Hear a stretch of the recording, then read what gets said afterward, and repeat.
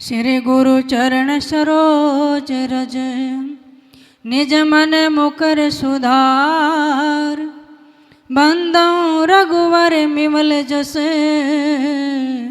जो दायक फल चार जो दायक फल चार। आज चैत्र मास की श्री हनुमान महाराज की पावन जयंती है, इसलिए हम पवन पुत्र के श्री नंदन अंजनी के लाल महावीर श्री हनुमान जी के चरणों में कोटि कोटि वंदन करते हैं।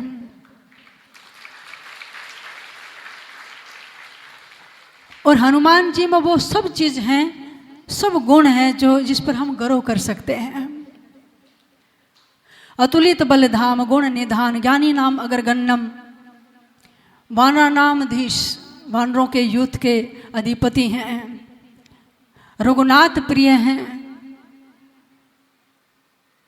ब्रह्मा जी द्वारा वरदान से अभिभूषित हैं।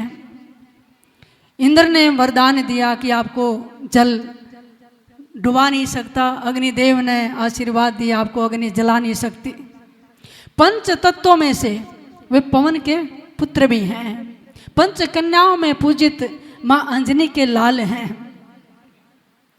इतनी सारी डिग्रियां और प्रतिभा की बहुलता होने के बाद भी, सामर्थ्यवान होने पर भी हनुमान जी से पूछो आप कौन हैं। माता सीता ने पूछा था ना कि आप कौन हैं। हम क्या कहते, हमारे से कोई पूछता हु आर यू, आप कौन हैं, हम कहते I am Indian, my father name ये, माई मदर नेम इज ये, और ऑक्सफोर्ड यूनिवर्सिटी से मैं PhD हूँ, मेरे पास ये डिग्री है। हमारा इंट्रोडक्शन यही होता। इतना प्रतिभा के धनी होने के बाद भी हनुमान जी से पूछा माता सीता ने आप कौन है, तो कहने लगे राम दूत में मात जान की सत्य सपद करुणा निधान की। माता मैं कुछ भी नहीं, मैं इनका हूँ, राम का हूँ, मेरी कोई औकात नहीं है, बस मेरी संपूर्ण पहचान है मैं राम का हूँ। राम दूत में मात जान की।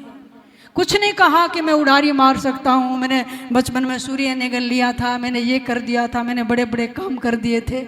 मैं तो सिर्फ राम के लिए काम कर रहा हूँ, बस मेरी इतनी सी पहचान है। ऐसा सेवक होना चाहिए।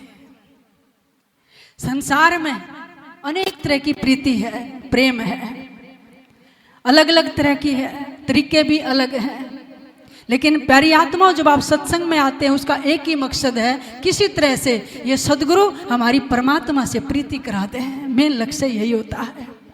कबीर साहब फरमाते हैं, कबीर प्रीति बहु संसार में नानाविध की होए, उत्तम प्रिय सो जानिए जो सतगुर से होए। कहने लगे कितनी प्रकार की तरीके हैं, ढंग हैं, अलग अलग हैं प्रीति के। कोई मोह के कारण प्रेम है, कहीं पर माया के आकर्षण के कारण लगाव है, कहीं बेटे से, पत्नी से, पुरुष से, माता पिता से, भाई बंधुओं से, वस्तुओं से, पदार्थों से। लेकिन ये सच्ची प्रीति नहीं है। अनेक तरह की सदगुरु कहते हैं सही प्रीति वो है जो सतगुरु से हो, परमात्मा से हो। और प्यारी आत्माओं जोड़ना भी उससे जो ओढ़ निभा दे। कबीर साहब से पूछा सतगुरु फिर किससे प्रीति करें, तो बंदी छोड़ फरमाते हैं कबीर प्रीत उसी से कीजिए जो ओढ़ निभावे, बिना प्रीत के मानवा कई ठोर न पावे। जो ओढ़ निभा सके आखिरी तक, ऐसे सतगुरु से, ऐसे परमात्मा से, ऐसे बंदी छोड़ से, गुरुदेव से प्रीति करो जो आखिर तक नमा सके।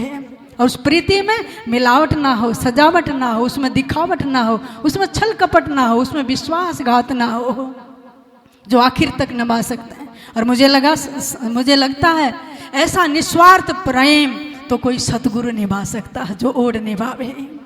वो प्रसंग याद करिए जब माता सीता का अपहरण हो गया, राम और लक्ष्मण माता सीता को ढूंढ रहे हैं।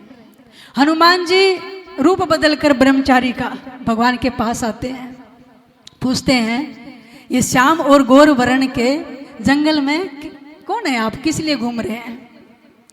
जब बोले, जैसे ही बोले, भगवान राम लक्ष्मण से कहते हैं लक्ष्मण भाषा किसी विद्वान की लगती है, बहुत बड़े ज्ञानी की लगती है। फिर उन्होंने कहा ऐसे ऐसे हम दशरथ के दोनों पुत्र हैं, वनवास हो गया, कहानी बताई, और हमारी स्त्री का किसी निशाचर ने अपहरण कर लिया, उसे ढूंढ रहे हैं।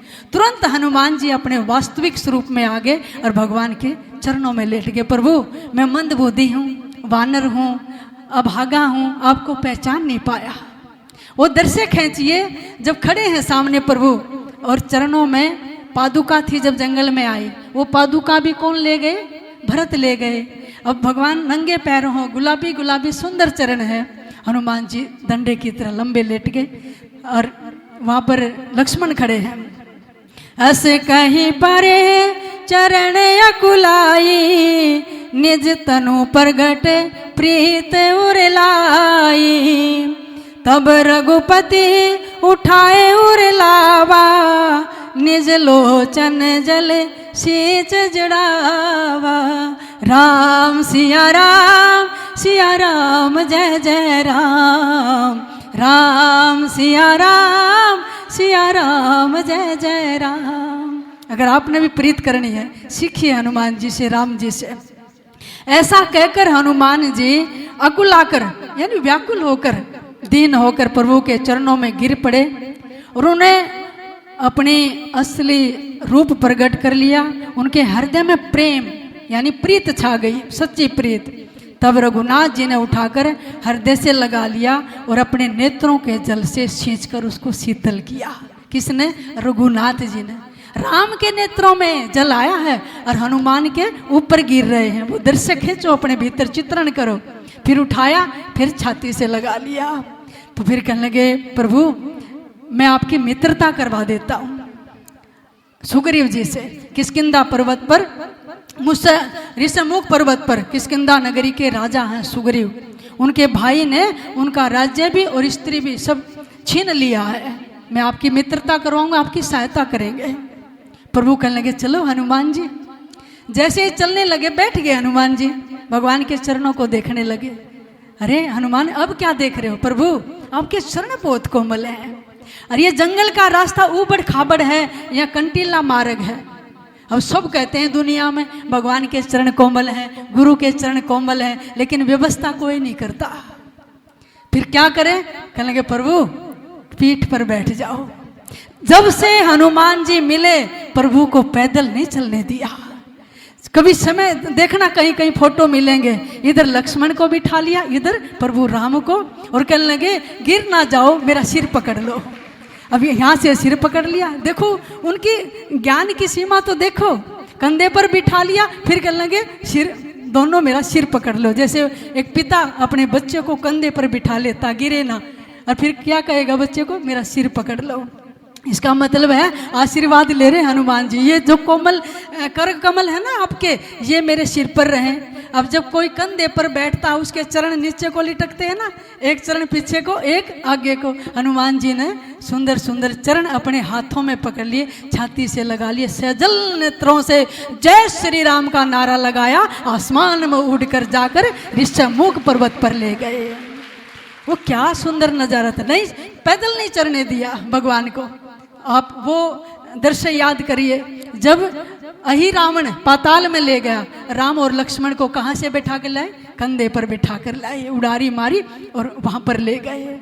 और फिर एक समय ऐसा आया जब रावण के साथ युद्ध चल रहा था, और रावण तो अपने मायावी रथ पर बैठकर आए, बाण चला रहे हैं, कभी आसमान में उड़कर लोप हो जाते हैं, कभी दाएं से बाएं से तीर चलाते हैं।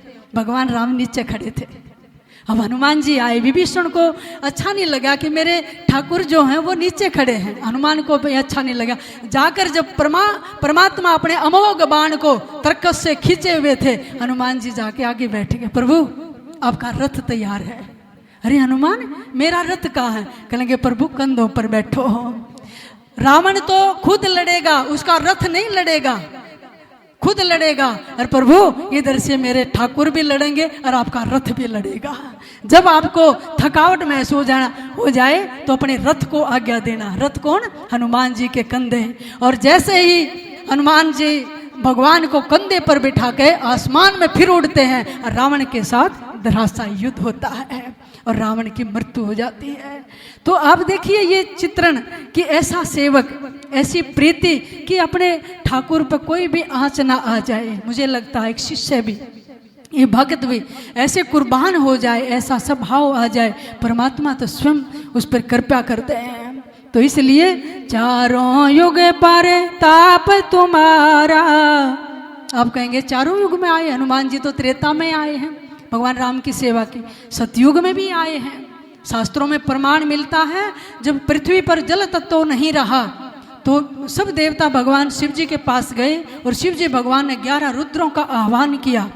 11 रुद्रों में से 10 ने मना कर दिया, हम जल तत्व प्रकट नहीं कर सकते। तो 11वें तत्व ने अपनी हथेली से जल तत्व को प्रकट करके और फिर 11वां सतयुग में अवतार लिया। उस समय भी हनुमान जी थे और शिव भगवान ने उनको आशीर्वाद भी दिया था कि तुम 11वें रुद्र चारों युगों में रहोगे।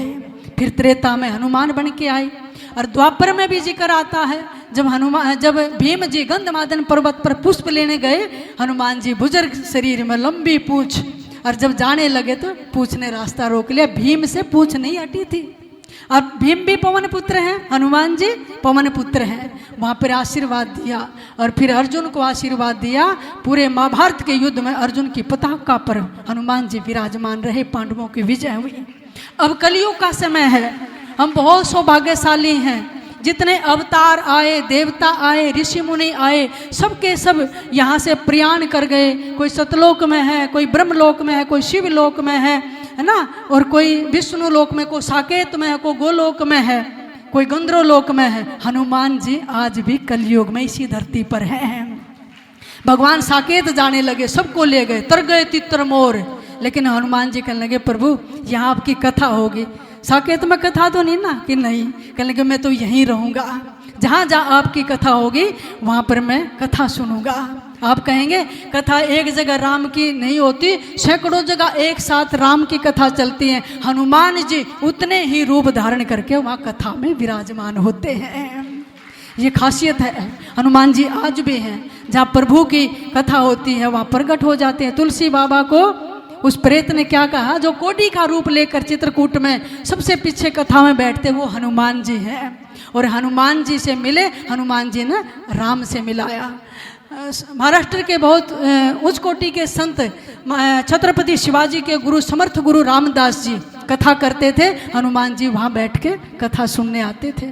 ऐसे ऐसे कलयुग में भी आपको बहुत सारे प्रमाण मिल जाएंगे। और मुझे लगता है जब इतनी रसीली कथा चल रही है, कहीं न कहीं छुप कर यहाँ भी बैठे होंगे हनुमान जी। तो वो तो सर्वत्र हैं, वायु के वेग से उड़ते हैं, उनकी अबाध गति है।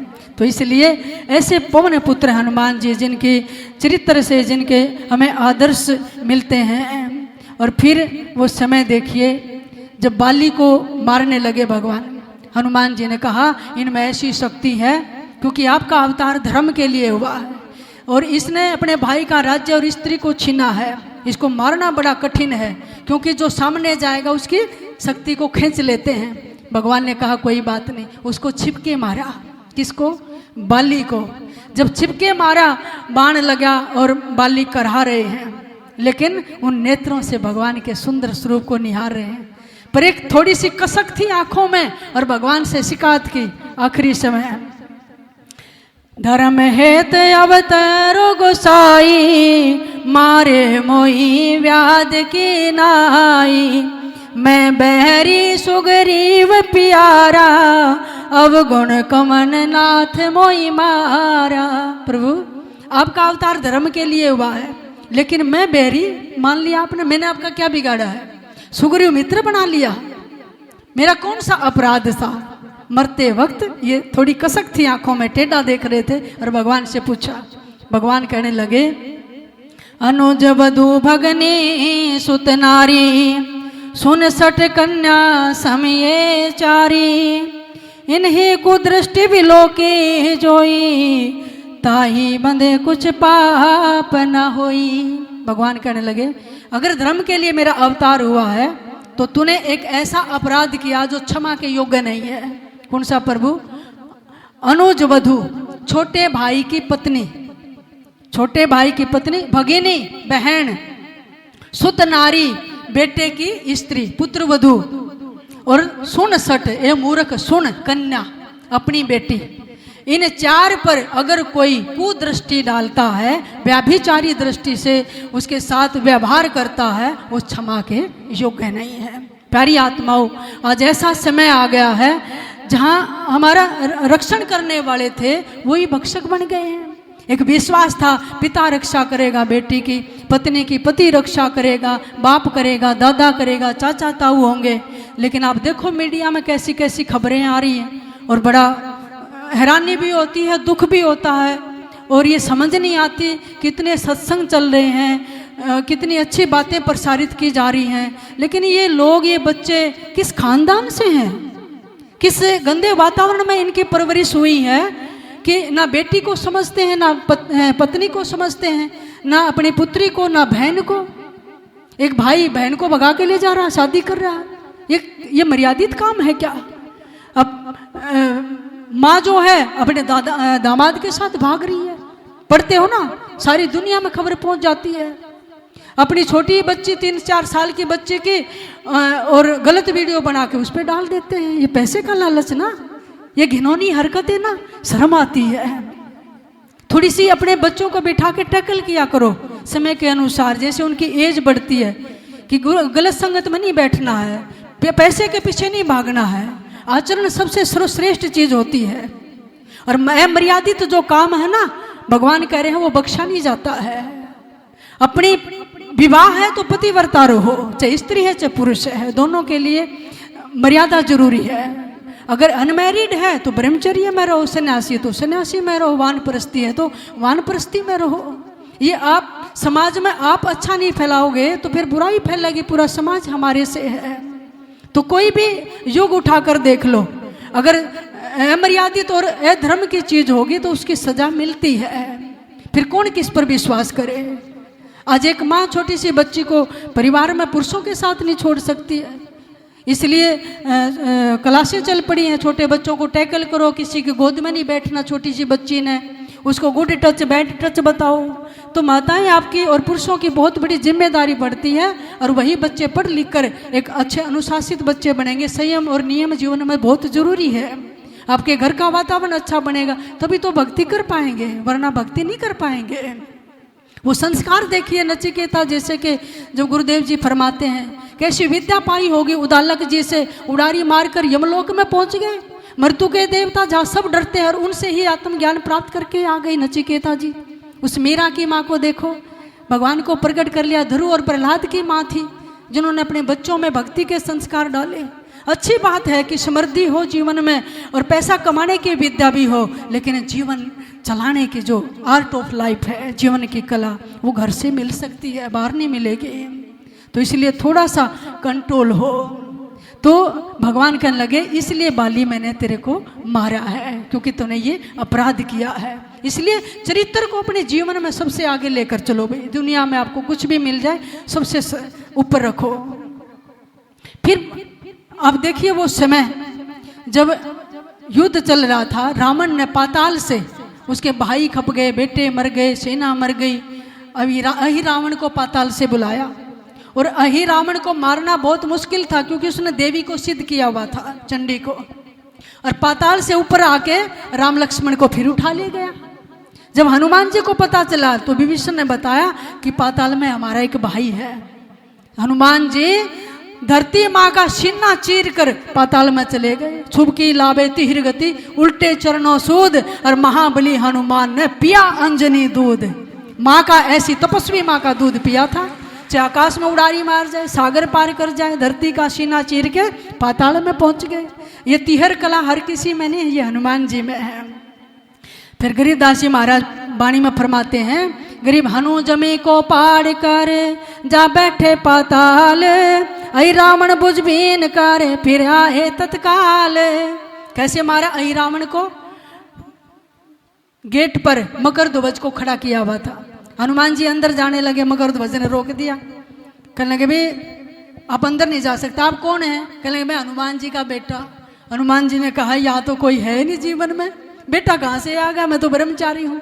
तो उन्होंने कहा, जब लंका जलाई थी पसीना आया, आप पूछ बुझाने के लिए समुद्र में गए, आपके शरीर से पसीना गिरा तो एक मछली ने निगल लिया, उससे मेरा जन्म हुआ। मैं मकर ध्वज हूँ, अही रावण के दरवाजे पर ड्यूटी देता हूँ, आप अंदर नहीं जा सकते। कहने लगे तू बेटा है ना मैं बाप, तो ये दोनों मिलके काम करेंगे, पीछे हट जा, तू मेरे को बताइए मरेगा कैसे।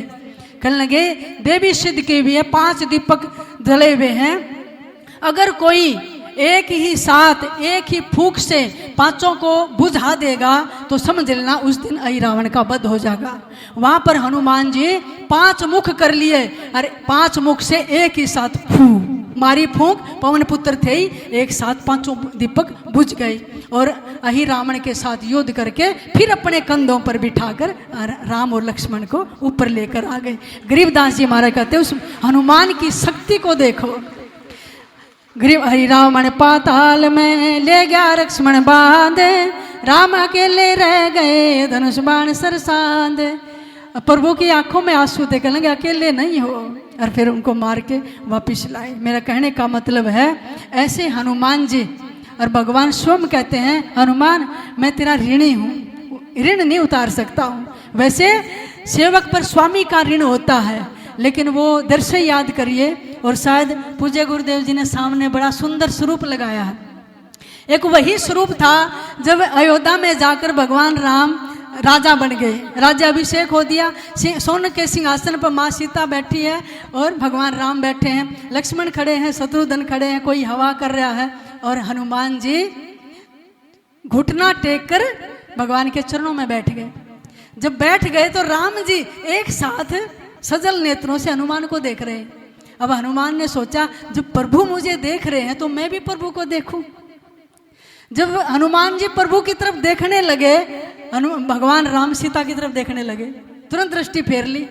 उसके बाद फिर हनुमान जी चरणों में देखने लगे तो भगवान फिर हनुमान को देखने लगे, और हनुमान जी जैसे भगवान के नेत्रों की तरफ, मुख की तरफ देखें, भगवान फिर नजर फेर ले सीता माँ की तरफ देखें।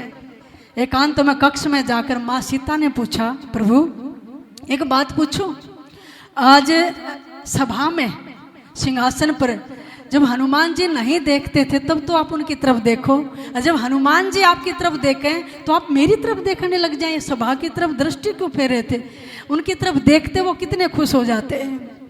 तो सीता से कहते हैं रामो ते अधिक राम भगत जिय जान, ऋणिया राजा राम थे धनिक भये हनुमान। सीते किसी कर्जदार की हिम्मत है कि अपने धनी की तरफ आंख मिला सके? मैं हनुमान का कर्जदार हूँ, ये मेरा धनी है, इसलिए मैं नजर नहीं मिला पाता हूँ। किसको क्या दूं? ये स्वयं भगवान कह रहे हैं।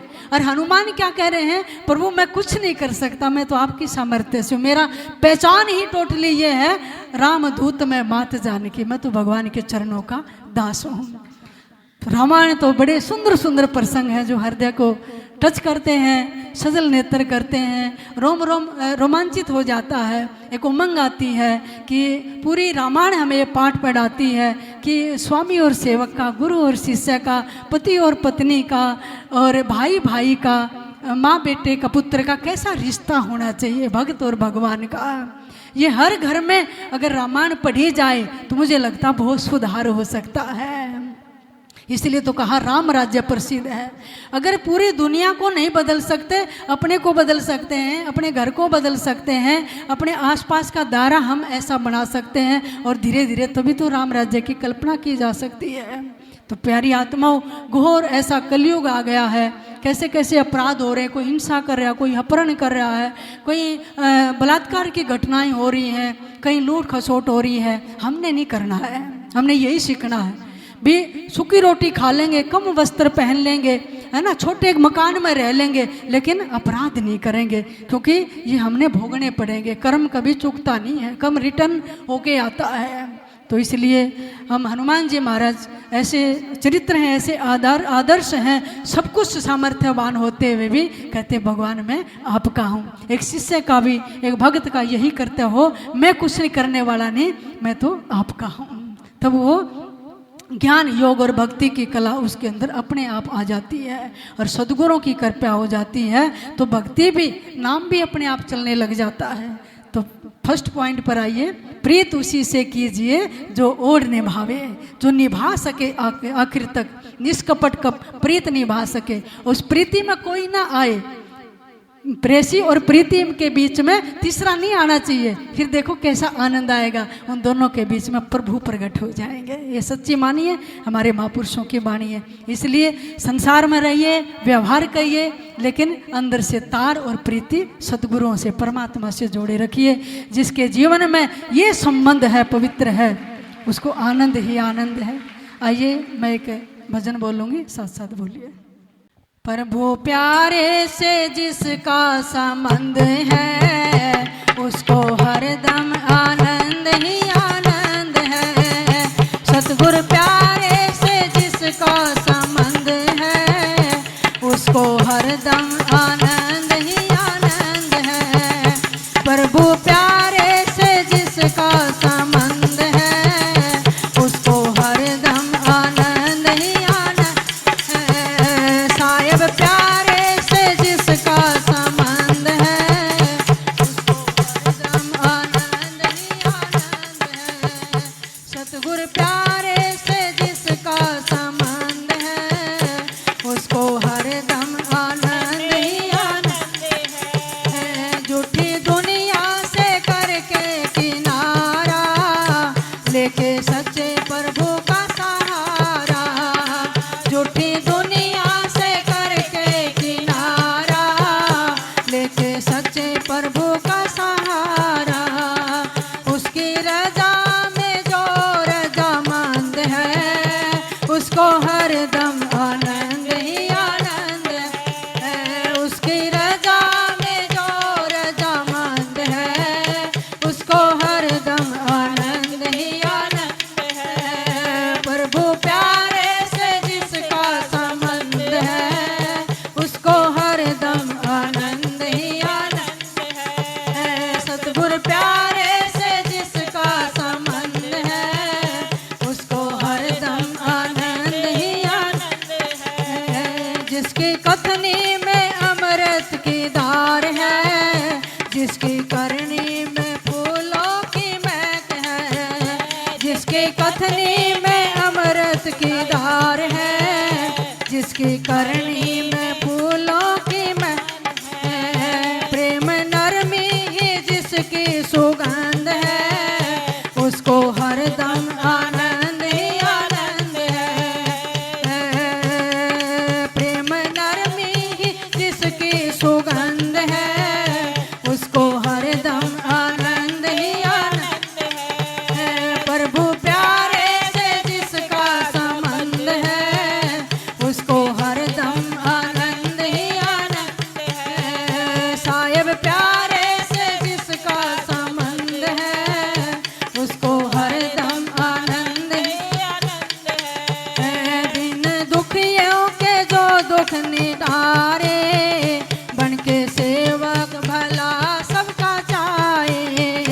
दिन दुखियों के दुख जो मिटाए, बन के सेवक भला सबका चाहे। नहीं जिसको घमंड और पसंद है, उसको आनंद यही आनंद है। नहीं जिसको घमंड और पाखंड है, उसको आनंद ही आनंद है। प्रभु प्यारे से जिसका संबंध है, उसको हरदम आनंद ही आनंद है। सतगुरु प्यारे से जिसका संबंध है,